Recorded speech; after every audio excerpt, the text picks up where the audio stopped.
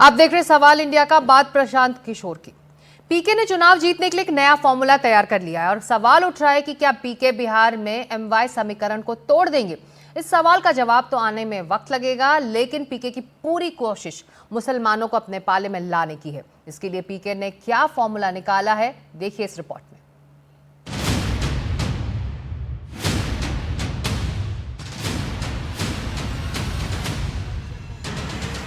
पीके का सियासी गणित बिहार में बैठेगा फिट। बिहार विधानसभा चुनाव, मुसलमानों पर सबका दांव। बिहार का चुनावी घमासान, पीके का साथ देंगे मुसलमान। प्रशांत किशोर का नया प्लान, 40% हिंदू, 20% मुसलमान।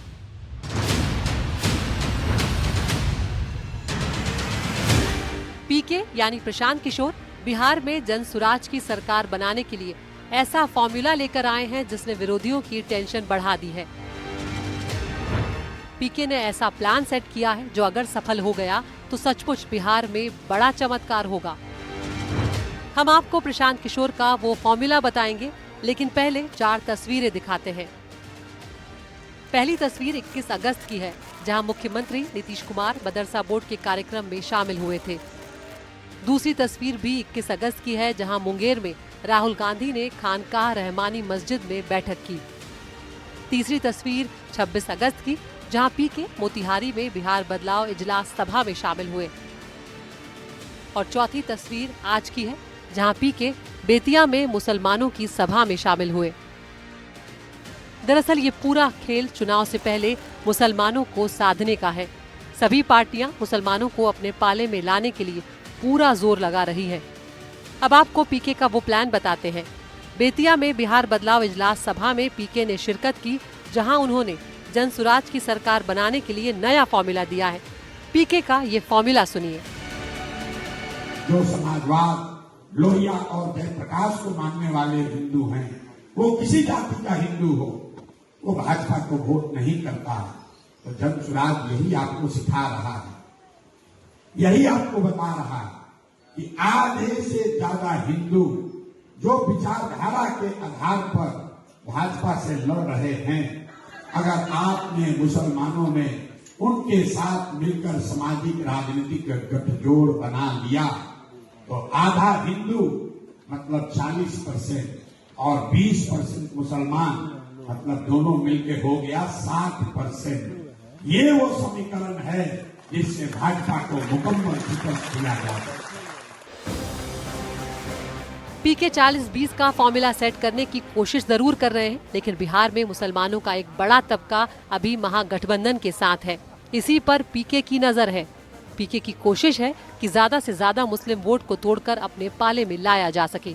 बेतिया से पहले पीके मोतिहारी में भी कल मुसलमानों की सभा में शामिल हुए थे। मुसलमानों को अब मैं निमंत्रण देने आया हूँ, मेरे भाई, अब जब ये हथियार बन गया तो अब किनारे मत बैठिए, अब इसमें कंधा लगाइए। अब अगर आप कंधा लगाएंगे तो भाजपा को, नीतीश को बिहार में तो हम लोग हराएंगे ही, हराने के बाद 2 बरस में यहीं से यूपी में योगी को भी ठोका जाएगा। ये आपके कंधे पर जिम्मेवारी है। पीके से कार्यक्रम के बाद हिंदू मुस्लिम राजनीति को लेकर जब सवाल पूछा गया तो उन्होंने क्या कहा, ये भी आपको सुनाते हैं। कि बिहार में एक ही समीकरण चलेगा, वो है बदलाव का समीकरण। ठीक है, सबने, समाज के सभी वर्ग ने, वो किसी जाति का हो, किसी धर्म का है, सबने तय किया है कि बिहार में बदलाव चाहिए, बिहार में एक नई व्यवस्था चाहिए और उसमें हिंदू, मुसलमान, अगड़ा पिछड़ा सारे लोग शामिल हैं। प्रशांत किशोर के इस प्लान पर सत्ता पक्ष और विपक्ष का क्या कुछ कहना है, ये भी सुन लीजिए। अब प्रशांत किशोर जी भी तुष्टीकरण और विभाजनकारी की नीति पर आ गए हैं।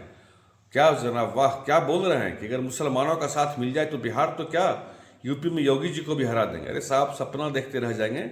अब इस देश में तुष्टीकरण की राजनीति नहीं, सबका साथ, सबका विकास, सबका विश्वास की राजनीति चलती है। जिस तरह से 65% आरक्षण की व्यवस्था में 16% आरक्षण की चोरी कर ली है, उसके कारण जो लोगों में गुस्सा है, रोष है, वो स्पष्ट रूप से दिख रहा है।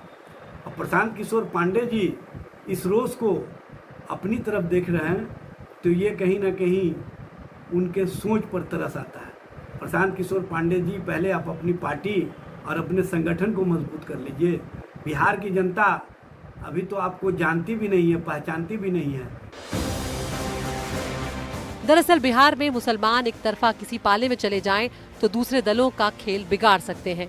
मुस्लिम समीकरण की बात करें तो बिहार की कुल आबादी में मुसलमान करीब 18% है। 243 में से 87 सीटों पर हिस्सेदारी 20% से ज्यादा है, तो वहीं 47 सीटों पर हिस्सेदारी 15 से 20% है। 2024 के लोकसभा चुनाव में 87% मुसलमानों ने महागठबंधन को वोट किया था, तो वहीं 13% मुसलमान एनडीए के साथ गए थे।